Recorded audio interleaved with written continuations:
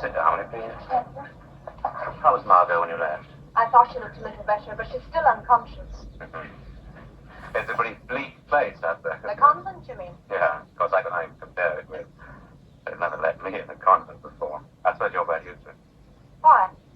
Weren't you brought up in one? Oh, yes, I was. Your parents put you in? Yes, they did. They're very strong Catholics, you know, but Irish villagers alike. Is that why you don't wear them? I don't know what you mean. Oh, come now, dear. You were married to Robert Austin Slade in a Manitoba registry office 11 months ago. Knowing your parents would disapprove of a mixed marriage, the two of you kept it quiet. How did you find out about all this? It was inevitable, really. He was presumed dead with a brother his next to kin. Happened to be you. Did you know that £250,000 had disappeared from that cargo? I heard this morning. Was that an additional reason for keeping quiet? If you think Bob took that money, you're mistaken. He'd never do a thing like that. What? Is that all? Yes, that's all. Come right in. We've finished that chat. When you have the security, please follow that girl discreetly, of course. Yes, but... Look, you get the accounts department to check out where it's sent in. So, that might be difficult. Leave it. Fine, squeeze it down. Hello? Oh, is that Joyce's public house? Yes, sir. Oh, Vincent, here's your old drinking partner. Look, can you get me Dr. King urgently? Dr. King? Oh, he's not here, sir. I think he went back up to the convent. Now, listen.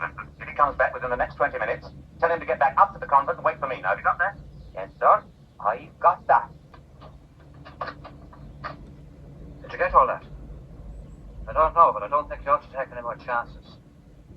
Is something going to happen to Dr. King? What can you remember? What's the last thing that you remember? Came into the cabin. Pilot's cabin? Go on. We were coming into land. I don't remember anymore. Can you remember waking up after the crash? Please, Doctor, I'm sorry, but this seems to be urgent. What is it? There's someone to see you outside. The man was here yesterday. Steve. Yes, he said it's very important. Sure, will you please? Doctor, normally men are never allowed in this convent. Well, In surely... special circumstances, I've broken all the rules to allow Oh, medical yeah. staff to enter. But we are now going to Vespers, and I will not allow anyone in until they are over. That's all right, I shan't be a moment. No, it's because the girl started Now, carry on talking. with what you were saying, Margot. Now, can you hear me?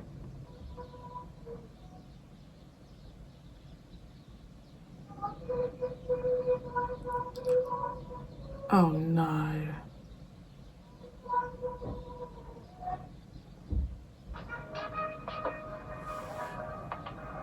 Surely there'll be a mark around her neck. Now, look, you've got to allow us to search this convent. You're all in danger, the whole lot of you. We are not afraid of danger, and death to us is a release. If there is a criminal here, we should pray that he will come to us and confess. Hello, Balinock Exchange. Hello? Would you put me through to the convent, please?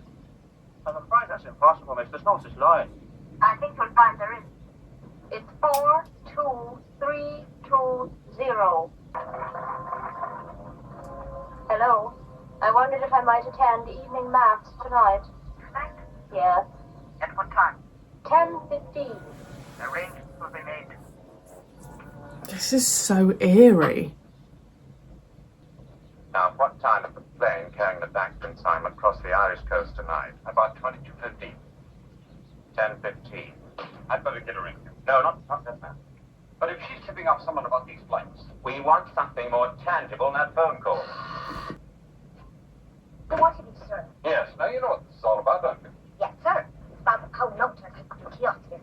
That's right. Now, how many English pound notes did you take then? Not many, sir. You see, I'm in the departure section. Most people of Irish currency they would get rid of. I think I only took the one. And that was given to you by an air hostess. Oh, no, sir. I only sell cigarettes.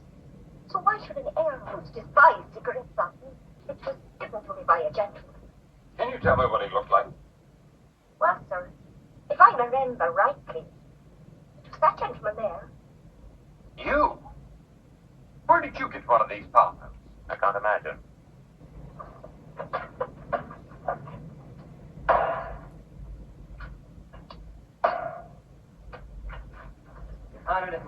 Oh, no. Excuse me, sir. No, I haven't.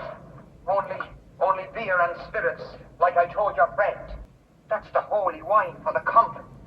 It's a funny place to keep it, isn't it, Pop Sarah? Yes, it is, but they have a special arrangement with Michael Joyce. Right. It's delivered here, and we take it up when they want it. Yeah, well, that's it, sure.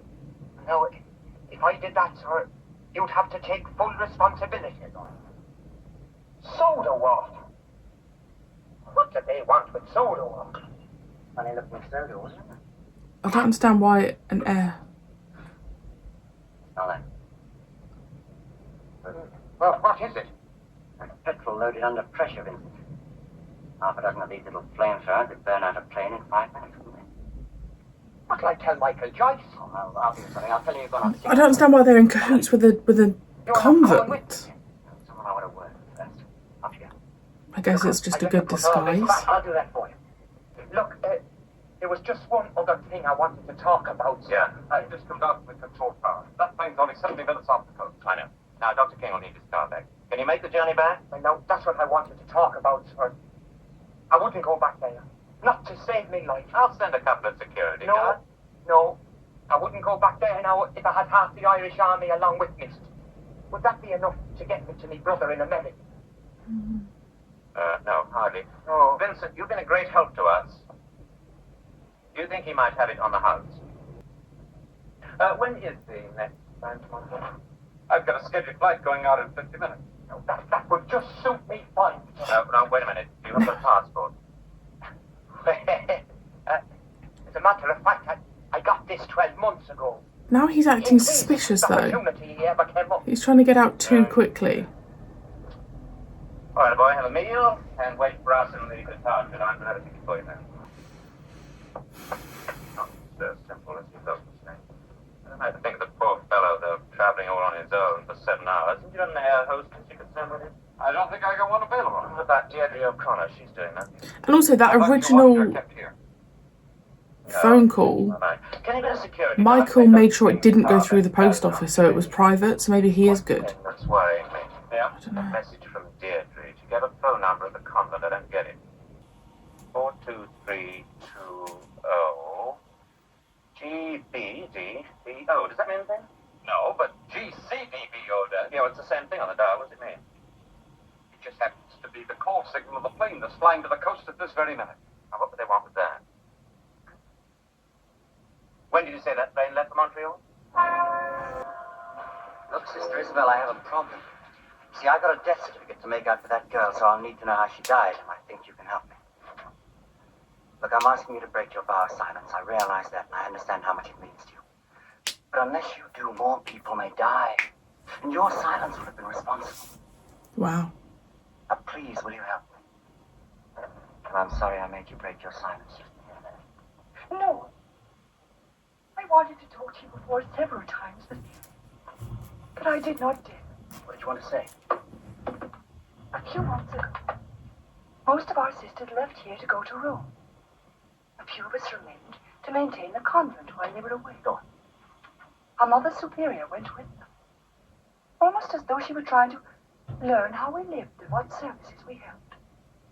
Only then did she join in with them, and at first, she made mistakes. It was almost as though she were learning the life of a sister for the first time. Interesting. Find out if she was genuine. You know our rules. We may not talk to anyone except her. I suppose you still have a pilot's license. Of course, I always keep up things like that. How about you? I was chief pilot on this line for 5 years. And I'll let you land it. Thanks. I'm sure the passengers will be very relieved. 22:10, time we turn back. Turn back? Well, you didn't think I was going to take you all the way to Canada, did you? But if we turn back now, we'll be right on the tail of Bravo Oscar on the scheduled flight. No, we don't. They had instructions to turn south 10 minutes ago. Now go over there by the other one. Hello, jet line. Golf, Charlie, Delta, Bravo, Oscar. This is Shamrock ground control approach. There is orbit ground level. Do you require talk now? Over. That's not Shamrock. I know, but how is it Shamrock can't hear it? How long have you been here? Yeah, the crash. Why didn't you yell out? Every time anyone was around, they rang that bell. It nearly drove me crazy. How many are involved, you know? Just the two. The rest are genuine. This place is outbound forever. We're coming down to land. Yes, line Bravo, Oscar. You are 2 miles to touchdown. Descend to 500 feet. You've got anything to tell us? You've got 40 seconds to do it in. Yes, line Bravo, Oscar. You are now on the glide path. 1.5 miles. What's happening? Touchdown.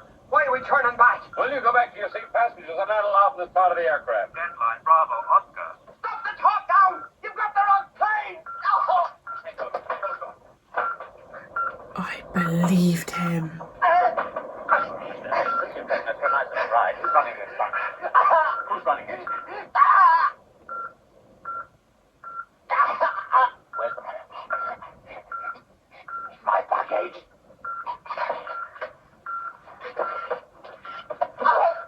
I expected you to break first. Why didn't you? They've got Bob, my husband. That's why I had to give them the information, or else they would have killed him. They had the information before the crash and for the previous one. Were you responsible for that too? No, they got it from Margot, but she thought it was from the church. Well, how was I to know it was the wrong plane? And what was Vincent O'Brien doing on it? He must have been trying to make a getaway. I fully fell for Vincent.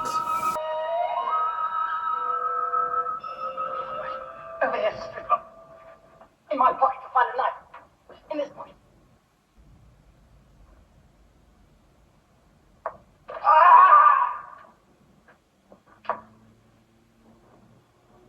All right, come on down.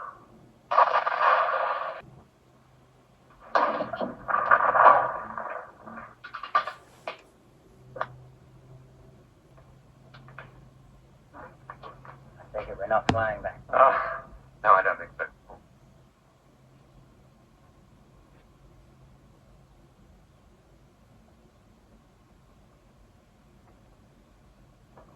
I don't understand what they were doing it all for. Money. I really, really loved that episode. I really loved it. That will go into my top 5, maybe even top 3. I loved this whole mystery. I loved this like weird like juxtaposition between like planes and a convent, and I was just thinking, obviously I knew the nuns would be involved in some regard, because why else would we be there? I loved that we had Dr. King back. I just completely forgot that he was someone that could reappear.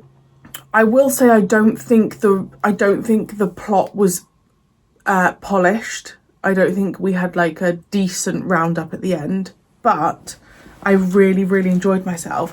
And bloody Vincent. I was fully convinced on him that he was just an innocent party. Fully convinced. It wasn't until sorry, someone is trimming something. It wasn't until at the end when Steed had him in the guy's office and he was like, yeah, we'll send you to Montreal, that I just thought, something is going on here. The actor was remarkable and he played it really, really well. And I fully was convinced that Michael was the baddie until I clocked at the beginning, and I don't know if this has any relevance, when Michael put the call through on his personal line. So Michael obviously suspected something was going on. I had a great time with that one. I really, really enjoyed myself. There were some really nice plot twists. There was a good amount of people in it, but not enough that I couldn't keep up. Sometimes I find that there's almost too many cast members and I'm just trying to keep up. The quality wasn't that great towards the end, so I don't know whether that's just the age of things. I don't know. It was nice being in Ireland. That made a pleasant change. I had a really, really great time with that. I'm really thrilled with that episode. So please let me know your thoughts, and I will see you very soon for the next one.